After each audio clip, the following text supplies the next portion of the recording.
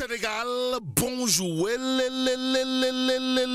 Voilà ce qu'il allait le dire en lisant Tribune quotidienne ce matin. Le journal du groupe des médias, en tout cas, d'indiquer l'État au bord de l'asphyxie financière. Les agences de notation avaient pourtant alerté. Bon, insoutenable, 747 milliards de francs CFA de dette à payer en mars prochain. Voilà ce que retient et fait retenir Tribune quotidienne, le journal du groupe des médias. En tout cas, au sujet justement de cette situation caraminée de chez caraminée, économiquement parlant, d'indiquer soit l'équivalent de plus de 2 mois. 2 mois de recettes fiscales, c'est-à-dire février 2025 plus mars 2025, ce qui fait 671 milliards. Bon, cette charge écrase littéralement, propage totalement, voire complètement, et même carrément la capacité de remboursement de l'État. D'autant plus que les recettes fiscales mensuelles moyennes se situent autour de 340-360 milliards de francs CFA. Rappel, Tribune dans le journal. Il est question de la vie de Sédina Aliou Ndiaye, expert en finance, stratégie et politique publique, et ce que rend également public. Tribune quotidienne gravite autour du pavé dans la main, pas du coup de pied dans la fourmilière, voire des Punkalibambou Kourbaï Falde, Ngandibamou Mbolde Bouride, signé Gamsobob le Djambar. Bon, entre dette publique, rapport d'État, déclaration de patrimoine, justice financière, les 7 exigences non négociables de Gamsobob le Djambar au régime. Donc, c'est à plein régime qu'autour de Bougane Gueye Dany et compagnie de Gamsobob le Djambar, d'après Critique quotidien, à la une du quotidien piloté par Papsa, mon confrère, on peut lire Gamsobob le Djambar, mais encore et bien encore les pieds dans le plat. En tout cas, sous Diomaye, la rupture s'est révélée imposture. Touy, toujours au chapitre des Touy, signé bien entendu Gamsobob le Djambar, Critique quotidienne d'indiquer le peuple souffre alors que le régime parade. Aussi, une reddition des comptes vidés de toute substance. Voilà ce que retient et fait retenir Gamsobob le Djambar, d'après bien entendu Critique quotidienne, avant d'ajouter une gouvernance de brouillard et du mensonge. Bon, plus que le mensonge est un péché et le salaire du péché c'est la mort, pour reprendre un passage de l'Ancien Testament, retenons en tout cas ce que nous livre Critique quotidien au sujet de la réaction au victoire de Gamsobob le Djambar, à savoir une reddition des comptes réels, pas un slogan. Bon, suppression des caisses noires et fonds politiques, 0 à 0, relève Gamsobob le Djambar, avant d'ajouter des exigences sur la dette publique, les rapports d'État. Non, toujours Critique quotidien ce matin,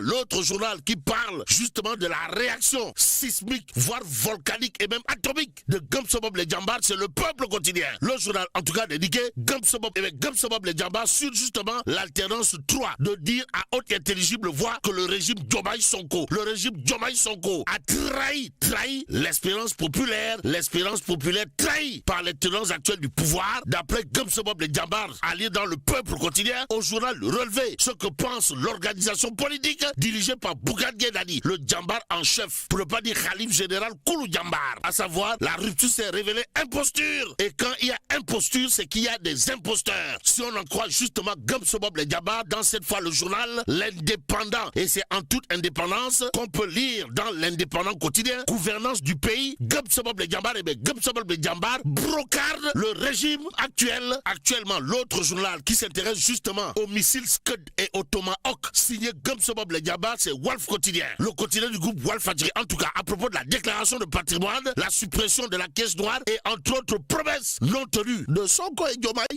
et Sonko, de nous dire en tout cas Bougane Gueye Dany pose cette exigence au tandem au pouvoir. Cependant, Walf quotidien, à propos de la situation socio-économique, de faire retenir qu'à part Bougane Gueye Dany, le Djambar en chef, voire le Khalif général Koulou Djambar de Gamsobob, l'opposition semble avoir avalé sa langue, et c'est sans langue de bois qu'on peut lire à la une de Walf quotidien. Situation socio-économique, silence intrigant d'opposants. Il s'agit exactement de Kiwai, de Karim Issa Wade, Amadou Ba.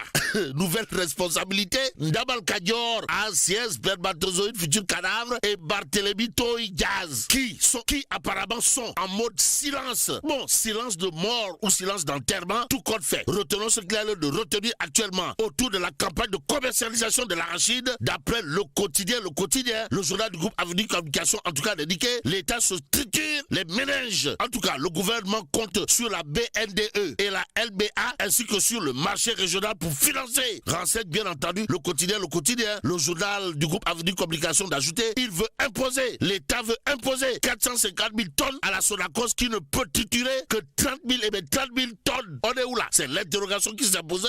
Et pendant ce temps, le journal Les Échos de s'intéresser aux ordonnances de renvoi définitive de la commission d'instruction, histoire de révéler Ismaïla Madior Fall, professeur titulaire de chaire, et Sophie Gladiba Sibi, renvoyés devant devant la haute cour. Bon, non-lieu partiel pour Sophie Gladiba. 3 chefs d'inculpation ont sauté, explique les Échos avant d'ajouter les 2 infractions qui pèsent désormais sur la dame aussi. Ismaïla Madior Fall renvoyé pour corruption. Corruption entre guillemets, Wallahi, corruption entre guillemets, retient et fait retenir les Échos favorables ou pas. Pour l'instant, l'info quotidien indiqué, haute cour de justice, Sophie Gladiba et Ismaïla Madior renvoyés en jugement. Et ce que juge important, l'info quotidien de traiter comme actualité gravite autour du rappel à Dieu du professeur Seydou Madani Si. En tout cas, le silence est le silence d'un grand maître. Voilà ce que retient et fait retenir l'info quotidien. Le journal d'effectuer un retour sur une vie au service du droit et de l'université. Et là, le point actu quotidien d'indiquer en tout cas le Sénégal en deuil, disparition de Seydou Madani Si et d'Albert Bourgi. Bon, Seydou Madani Si, le sage de la justice, tandis qu'Albert Bourgi, c'est comme qui dirait le passionné, le passionné des relations internationales. Si on en croit bien entendu, le point actu ce matin,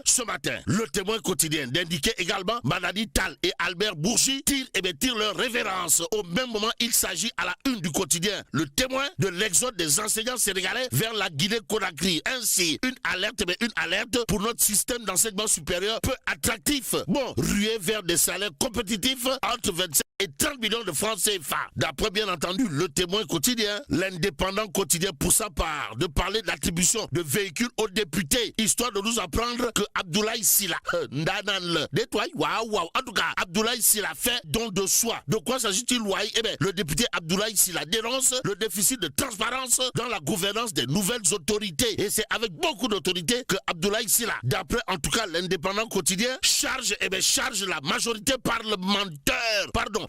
parlementaire et décrit la gestion opaque des véhicules des députés. Aussi, après avoir renoncé à son salaire ainsi qu'aux avantages au profit du centre d'hémodialyse de Dakar, le député a décidé d'attribuer son véhicule à la même structure sanitaire, informe toujours l'indépendant quotidien et Li quotidien pour sa part de révéler, après avoir construit un centre d'hémodialyse, Abdoulaye Sylla offre sa voiture et ses indemnités de député.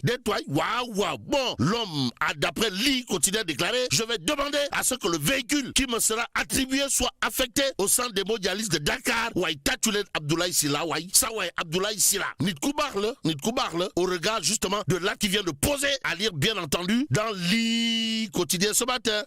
Le Dakarois quotidien pour sa part de renseigner opacité autour de l'achat de véhicules pour les députés. Abdoulaye Sylla offre le sien aux hémodialysés de Dakar. Qui dit mieux? Voilà l'interrogation qui s'imposerait au regard de cette actualité à lire dans le Dakarois quotidien. En attendant, terminons avec l'Observateur, l'Obs, le journal de revenir en long et en large sur la collision mortelle à Farafenni. En tout cas, le vrai bilan de l'horreur, voilà ce que révèle l'Observateur, l'Obs, le journal du groupe Futur Média d'indiquer 15 victimes recensées, 7 morts, dont 2 corps dans un état méconnaissable, 7 blessés graves et 1 blessé léger. Il est également question de 6 blessés graves qui ont été évacués vers la clinique Ndebam de Bakau, tandis que 2 autres victimes, dont une dans un état critique, admise à l'hôpital de Farafenni. Renseigne toujours l'Observateur, l'Obs, le journal du groupe Futur Média d'évoquer 6 des dépouilles ont été déposées à la morgue de l'hôpital de Kaolack, la 7e à Nioro. Alors, face à la gravité du drame, l'État du Sénégal a décidé l'évacuation sanitaire de l'ensemble des blessés vers Dakar, la capitale. Et là, bon,